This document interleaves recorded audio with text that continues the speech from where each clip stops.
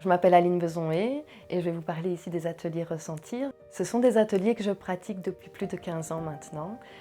Tous les mouvements sont issus de la kinésiologie éducative et du brain gym.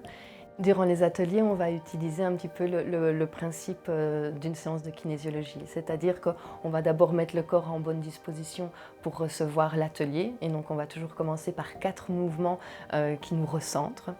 Et ensuite, on va partir dans quelques observations corporelles, mais aussi des observations émotionnelles ou des observations de comment ça se passe au niveau de la pensée. Dans ces observations, j'invite vraiment les gens à être dans le non-jugement. Après ces observations, on va partir vraiment dans les mouvements.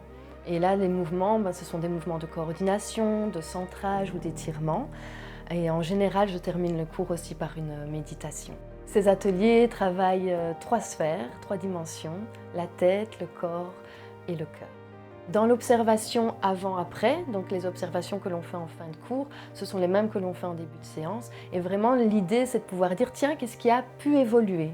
Et de pouvoir dire, tiens, ce petit pas que j'ai fait, ce ressenti que j'ai, je peux le replacer plus facilement dans mon quotidien.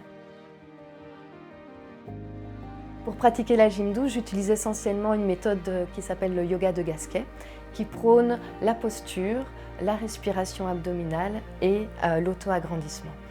Et donc là, c'est vraiment un cours spécifique pour les adultes ou les seniors, parce que c'est vraiment des mouvements doux, des mouvements de conscience. Mais ça se fait dans une dynamique quand même de volonté de renforcement corporel, de renforcement des muscles dorsaux, mais aussi de la sangle abdominale.